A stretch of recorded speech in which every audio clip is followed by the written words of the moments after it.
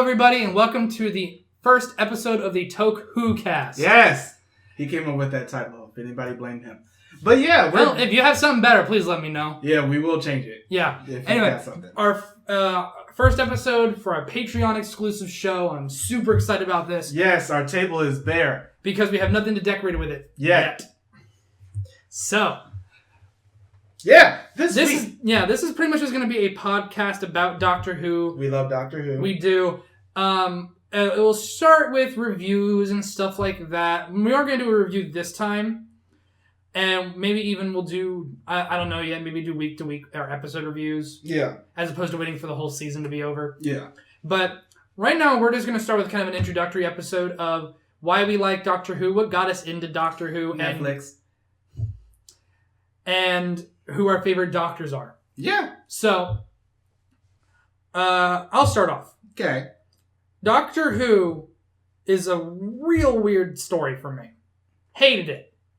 Hated the sight of it in high school and for the first couple years of college. When my friends were obsessed with it. And I don't know what it is, but when your friends are obsessed with something... it makes you just want to hate it. Yeah, and they're obsessed with something and they keep saying you would love it so much. It just pushes you away for some reason. But then this motherfucker came along. Hi. And made me watch the 50th anniversary special. Yep. In 2013 when that came out. Yep. And I thought it was so funny. I thought it was so well written, and I was so curious about the story and what these... because I could tell a lot of in-jokes were being made that I didn't get. But I wanted to get them. And then I binged the hell out of New Who on Netflix for a year and a half. And when it was still on there. When it was still on there, yeah. Everybody, moment of silence. Okay. And my favorite Doctor is Tennant, 10th Doctor. Don't know, I can't get... It's pretty much in order. Tennant, Smith, and Capaldi are kind of tied for me now. Because Capaldi's going out on such a great note. And then Eccleston out of the New Who. I haven't really watched Classic Who yet. But I just thought he was... when I think of the character of the Doctor, the way Tennant portrayed him was just, I think, the perfect way. I think the Doctor would be fun, but knew when to get serious. And he also still had that mercy in him of you get the one chance. But then once I give you that chance and you say no, you're done. Yeah. So, and Capaldi and Smith are great because they're kind of two sides of the same coin. One is the young, optimistic Doctor with really great speeches. The other one is the old, tired Doctor with really great speeches. The Zygon Inversion episode was so good. That is the best. That is my favorite speech in all of Doctor Who. Here we go. Fingers on buzzers. Because it's not a game. This is a scale model of war. This is such a good episode. It was such a good episode. And Eccleston, I feel like would have been better, but he just didn't get enough time. He just did not get nearly enough time because he was so good in his season. And he was fantastic. Yes, and he just didn't get enough time. Also, Tennant has my favorite catchphrase. Allons-y. But your turn. My personal favorite Doctor is one not a lot of people think about, but I like Doctor number 7, Sylvester McCoy's Doctor. He was very manipulative and very dark, and he just basically played everything, so everything ended up coming out in his favor. So you end up seeing a lot of the second Doctor in him, who played the buffoon, but he was always one step ahead of everybody. And you also, you see that in Matt Smith's Doctor. Yeah. And Capaldi's to an extent. It's just like, I loved him just because I've seen a lot more Classic Who than you. And I've seen things from the third Doctor, who I do like. I've seen things from the fourth, fifth, and sixth. I saw the fifth's last story. Fucking perfect. It was all his fault. So, it was literally all his fault. It's just like, if I didn't come here, I wouldn't have died. But here we are with the sixth Doctor now. But with 7, it's just like, it's so straight. Like, the budget at that time, they were having some definite budget problems, story writing problems, and things like that. But seeing him just be as dark as he was and just manipulate everything around him to come out in his favor, even his companions, and that does not help in some cases. So, but how is it that you got into Doctor Who? Because it's not a very popular... until Matt Smith came along, it wasn't really a popular show in the mainstream. I just stumbled upon a clip on YouTube. And wondered, what the hell is this? That's how I got in the decade. And And look where that got us. Yep, with the channel. But yeah, it's just like with Doctor Number 7, it's just you don't end up seeing a lot of people talk about him, and which is sort of sad. But I understand where you're coming from. A lot of the things at that point, just the budget, so the effects were definitely down. Yeah. But just the character himself was so different from anything I really watched before. Even though I started with Eccleston and then Tennant and then Smith and now Capaldi, and coming up on Whittaker. But Number 7 will always end up standing out for me just because of the way that he acted, the way that he ended up playing up with people. And just sometimes just his abstract hilarity and super Scottishness with his rolling R's. I love him rolling his R's. It's so good. But yeah, he's my favorite. And I'm going to get some hate for that. But I'm okay with that. Not a lot of people, if they end up talking about Classic Who, they're just like, my favorite Doctor, Tom Baker. Easily. That's always the one they end up going straight towards. And I'm just like, I understand that. But 7, though. Also, we should talk about our favorite episode. This would just be like sort of our favorites. Yeah, that's what I was actually about to say. But before we do that, why don't we talk about Whittaker a little bit too? Yeah. Because as of this recording, I think 2 days prior to us recording this, they revealed what her costume's going to be. And I love it. I want that jacket. I'm a bit skeptical about it. I want the jacket. The jacket's nice. See the jacket. I'm not a fan of gray. I just think it's a dull color. If you've paid attention to our... it's more like a beige. I'll give you that. It's not the worst gray I've ever seen. Yeah. I just think... Well, I also thought the overalls were a bit weird for that costume choice. Them high waters. Yeah. But overall, it... wait a minute. Anyway. But overall, it's really starting to feel like the Doctor again. Yeah. And I don't mean that as in I was the type of person who said the Doctor can be a woman. I actually scoured the Twitter just to hate on those people.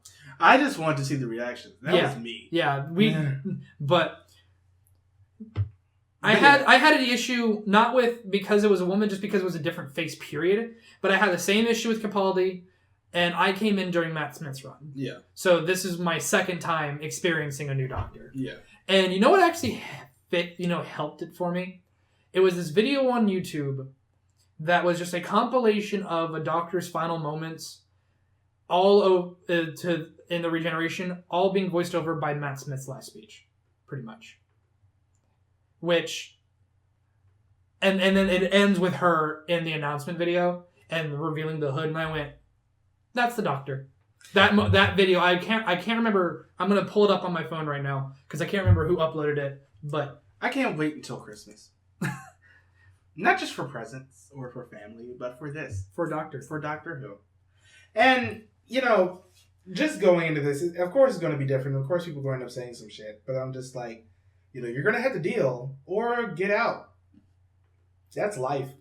Oh, I'm sorry. It wasn't just Matt Smith's last speech. It was called Doctor Who Just See Me. Oh, yeah, I remember watching that one. By Margarita Life. Yeah. That video. We are about that Margarita Life. Yeah.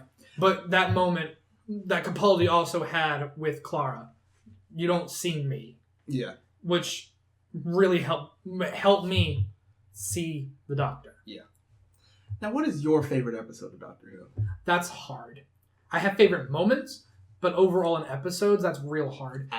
The Zygon invasion is definitely in my top. Inversion. Sorry, yeah. Zygon inversion. The Rings of Akatosh is also really good. Why don't you tell me yours while I keep thinking? Midnight. Which one's Midnight again? That was the one where the 10th Doctor was just on this leisure ship cruise. Oh, yeah. I actually don't like that one. I love that episode. I don't like... It's not that big... I think the episode's bad.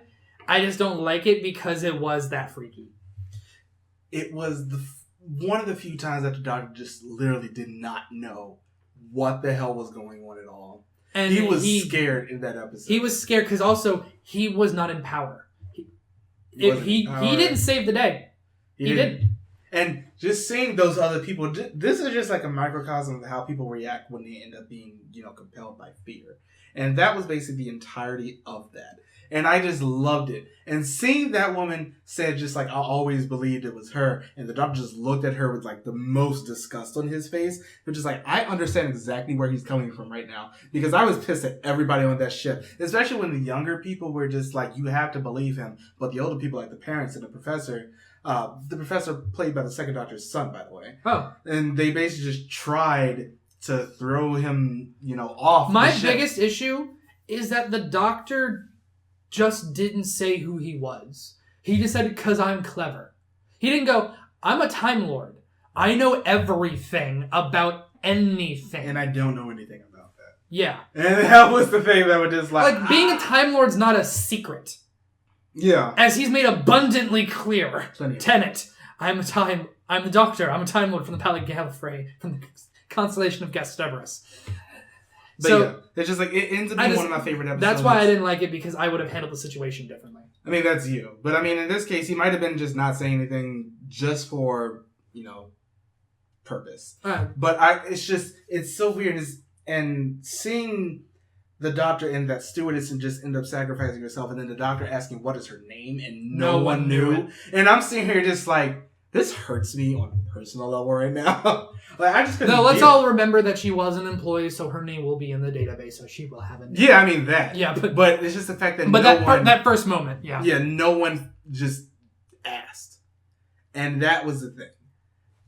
Oh my god. It was That's why I always say a person is smart, people are stupid. Also, Merlin's in that episode. The kid, the son. Oh yeah. Yeah, that was Merlin from the TV show Merlin that got canceled.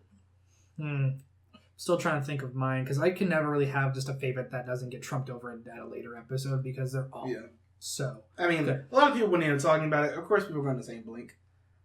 But that's the thing. Blink, I thought, was a great episode. It was not the best Weeping Angels episode.